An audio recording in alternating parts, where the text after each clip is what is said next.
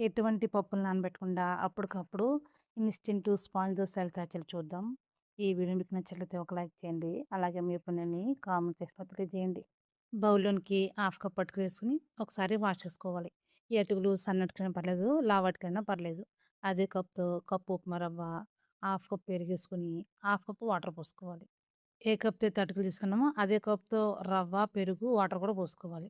కొద్దిగా సాల్ట్ ఏసుకొని ఒకసారి బాగా మిక్స్ చేసుకొని ఒక 10 నిమిషాల పాటు పక్కన పెట్టుకోవాలి. 10 నిమిషాల తర్వాత ఒకసారి బాగా కలుపుకొని మిక్సీ జార్‌లో మీకు గనక వాటర్ అవసరం పడితే కొద్దిగా వాటర్ యాడ్ చేసుకొని వీలైనంత మెత్తగా మిక్సీ పట్టుకోవాలి.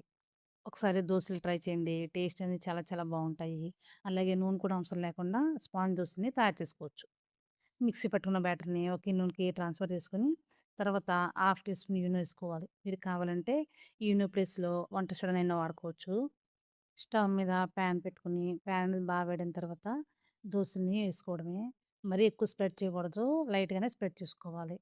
చుక్క నూనె లేకుండా ఇన్‌స్టంట్ బ్రేక్‌ఫాస్ట్ రెసిపీని తయారు చేసుకోవచ్చు. ఒకసారి ట్రై చేయండి. టేస్ట్ అనేది చాలా చాలా బావుంటుంది. తోసేసిన తర్వాత ఒక 2 నిమిషాల పాటు అలా వదిలేస్తే పూర్తిగా డ్రై అవుతుంది. ప్లేట్‌లో తీసుకొని సర్వ్ చేసుకుంటమే. మీరు కావాలంటే గనక రెండో వైపు కూడా టర్న్ చేసుకోవచ్చు.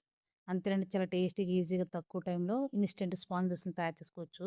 నూనె లేకుండా. ఈ వీడియో మీకు నచ్చినట్లయితే ఒక లైక్ చేయండి. అలాగే మీ ఒపీనియన్‌ని కామెంట్ సెక్షన్‌లో తెలియజేయండి. మీరు కావాలంటే పైన మూత పెట్టుకొని ఆవిరితోనే సరే దోసల్ని తయారు చేసుకోవచ్చు.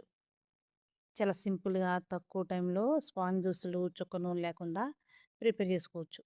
ఈ దోసలోనికి పల్లీల చట్నీ, అల్లం చట్నీ, టమాటా పచ్చడి దేంట్లోనైనా సరే టేస్ట్ అనేది చాలా చాలా బావుంటాయి. తక్కువ టైంలో ఈజీగా దోసల్ని ప్రిపేర్ చేసుకోవచ్చు. ఈ వీడియో మీకు నచ్చితే ఒక లైక్ చేయండి. అలాగే మీ ఒపీనియన్‌ని కామెంట్ సెక్షన్‌లో తెలియజేయండి.